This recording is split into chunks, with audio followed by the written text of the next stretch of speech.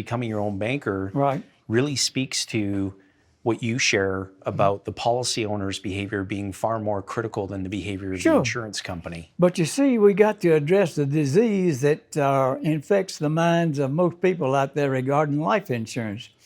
And you can distill it by the definition you don't want to pay very much life insurance premiums because that's a bad place to put money. One of the things that I really admire about you, Nelson, is your ability to create analogies as it relates to this process. And you say in the book, Becoming Your Own Banker, that there are many financial geniuses out there that would say that participating dividend paying whole life or life insurance in general is a poor place to store money. And you've said often that people can reach absurd conclusions with limited information. Can you tell us the weed eater story? When I do the seminars all over the United States and Canada, I usually started off by telling people this is an exercise in imagination, reason, logic, and prophecy. So let's start with the subject of logic. So there's these two Auburn guys in school. They're discussing what they're going to take next session in school. One said, I just signed up for this new course that Auburn's offering in logic. His friend said, what's that? He said, look, I can learn a great deal about you in a relatively short period of time with just a few questions and the use of logic. For instance, do you own a weed eater? And he says, yes. Well, logic tell me you're a homeowner. Yes. Well, logic tell me you might be married then. Yes. Well, logic tell me you might even have children. Yes, we have two. He said, well, logic tells me that you're heterosexual. Yes. You see how it works now? Yes, I'm going to take that course too. He signed up. Talking with somebody a couple of days later, he says, I just signed up for that new course Auburn's offering in logic. The other party says, well, what's that? He said, look, I can learn a great deal about you in just a few minutes with just a few basic questions and the use of logic. For instance, do you own a weed eater? No.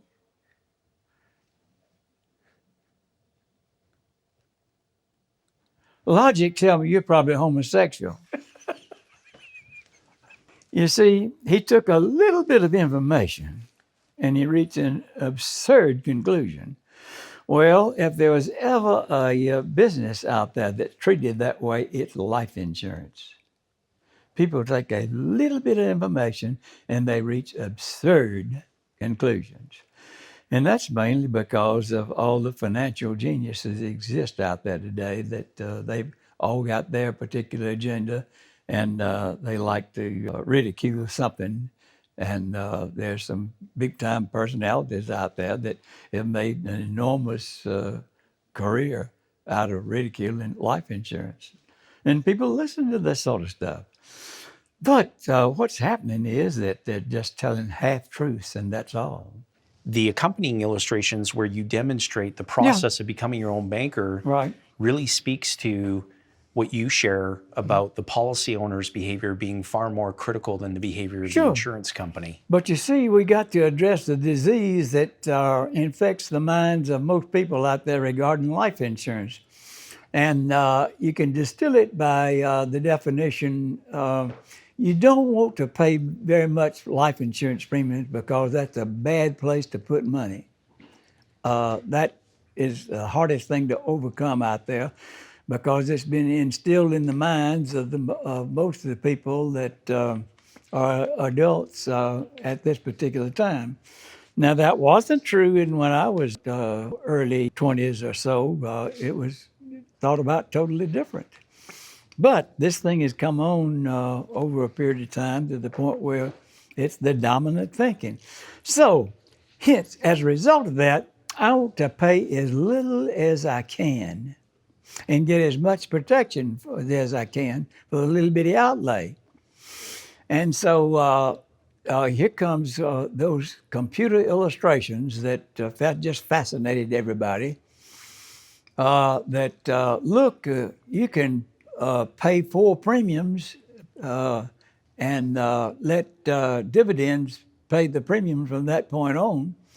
And so the favorite phrase was "pay for and no more."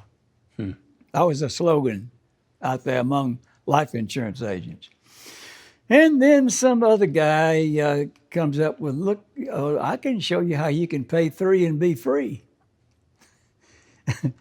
All right, see, you see the manifestation of the disease now? Yes. You pay as little as you can. Yes. Oh, and the absolute truth is totally opposite to that. But, we got to work from their mindset.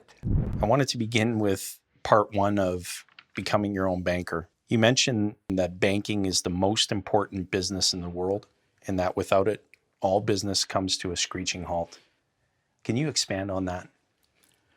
Well, in this very room here a few years ago, we were filming, and the end product was Banking with Life, which we all know about. The third party, I believe, that is in the video is Dr. Paul Cleveland, Austrian economist at Birmingham Southern. And Paul says that money is not wealth. Wealth is goods and services. Money is the medium of exchange whereby we acquire real wealth, services, and goods. And so that medium of exchange there is universal in some form or another all over the world. And so that is critical that we understand it. But unfortunately, it's really not understood all that much. Why would you say that is? Is it because of the mindset that predominates most of the world today? True. Yeah. It's a mindset problem more than anything else. People have been, in our experience, have been led to believe that, commercial banks are a trustworthy place to warehouse money. Mm-hmm. And through your writing the book, Becoming Your Own Banker, we understand that there's a different way to gain control of our money. Is that right? Absolutely. Yes, the banking function should be at the you and me level totally, but it has been totally captured by the bankers. And what really goes on in the deepest levels of banking out there is it's not a very pretty picture at all. It's borders on criminality.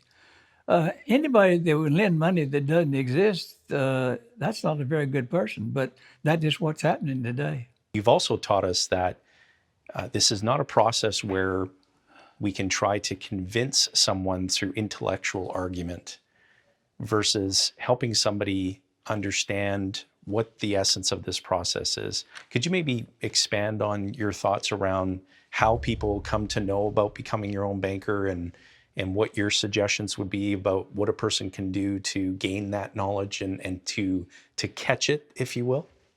Overcoming a mindset is the biggest problem. And at the common denominator out there that's created all this is our educational system. It's backward. In essence, it's an effort to inject knowledge into people's heads and so forth. But no, this is not taught, this is caught. There's got to be desire. You can have all the technical knowledge you can imagine, but without desire, nothing happens at all. I've seen that so much out there. And you're wasting your time when you try to get people to get motivated to do this sort of thing. Only they can motivate themselves, that's all. I think that one of the most important questions in part one of Becoming Your Own Banker to ask yourself is, how much of the banking function do you control as it relates to your needs?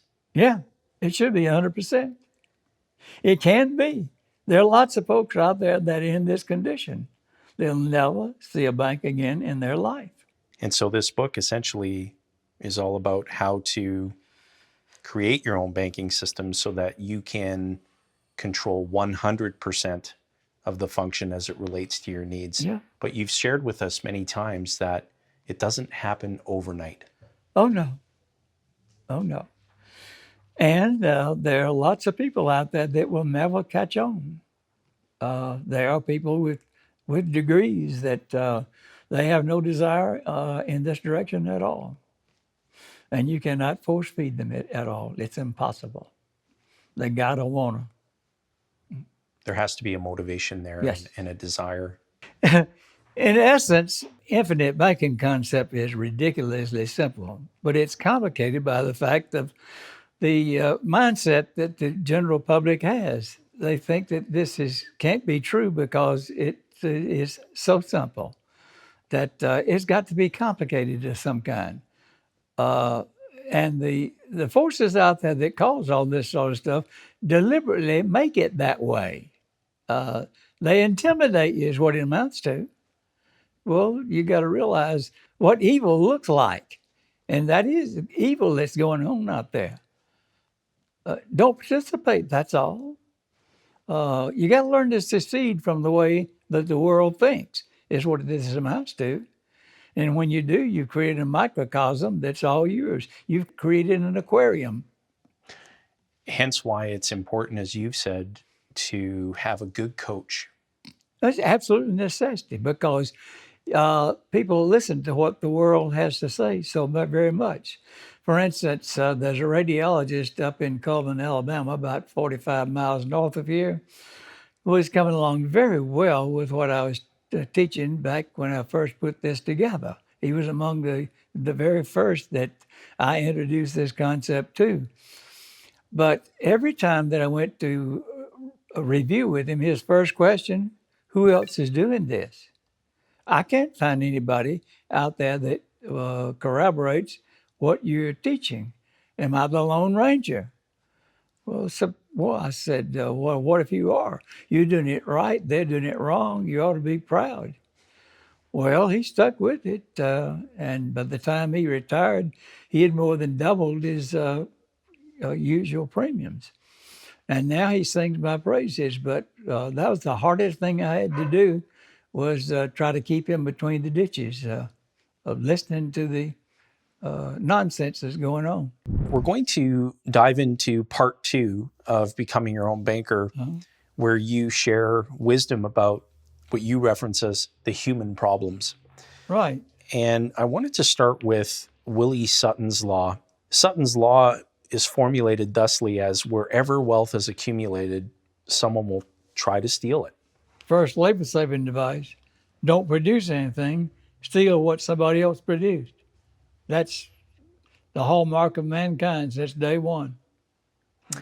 And we've seen comparisons again about, becoming your own banker being compared to an investment, or becoming your own banker being compared to perhaps someone who has money inside of a tax qualified plan like a 401k or in That's Canada. what they've had drilled into their minds.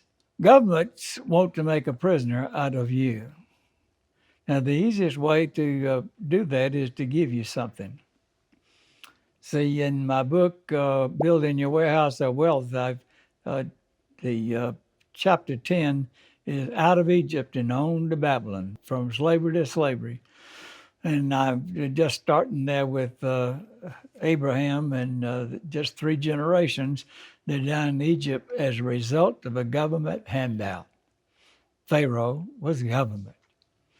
Most everybody knows the story of Joseph getting sold into slavery by his brothers and all the intrigue that went on within the family there, so forth. Ended up in prison down there as a result of being Potiphar's servant or whatever, and his wife had the hots for him, and so he was accused of rape, got thrown into prison, and they'd had a dream down there while they were in prison. Joseph interpreted their dream. He said 3 days, one of the guys was going to get back restored to his position in life. The other one's going to get his head cut off. Well, he told the one who was restored to his position that tell Pharaoh that I'm here unjustly. Get me out of here. I shouldn't be here. That's ridiculous. Well, he forgot all about it. Pharaoh has that dream. Suddenly, the servant says, "Hey, I know a guy that can interpret your dream. Old Joe down there in prison." He interpreted that dream. 7 years of fat, 7 years of lean. All right. So the strange thing is that I've heard people in the insurance business say, you know, that was the first example of insurance. They didn't get the characters and the play straight. That's the first experience of government meddling in people's lives and trying to control their lives is what it amounted to. All right, so here comes the famine, big time, and here comes Joseph's 10 brothers. Benjamin had to stay home with Papa because Papa couldn't stand Benjamin going. He was brother of Joseph. Well, he gave them all kind of grief there to get their perspective adjusted, but then they got reunited and so forth. And Pharaoh discovers this is Joseph's family. Go back home and get Papa. Come on down. Don't bring anything.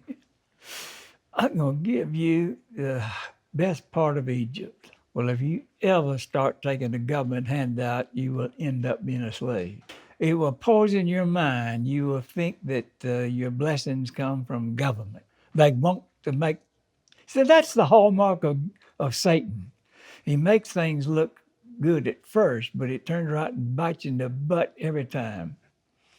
But it's too late by that time. People never learn. All right, during the 7 years of a fat Pharaoh confiscated 20% of the produce of the land. There is no evidence he paid for it. He stole it. They ran out of. Then he sold back to them that which he stole. They ran out of money. They mortgaged their cattle. They ran out of cattle. And then they mortgaged themselves and ended up being slaves for 430 years. Well, you know, that's really early. That's only 3 generations of the story of the lineage of Abraham. Well, to me, that tells me that don't ever take a resource from government because I know what they're up to.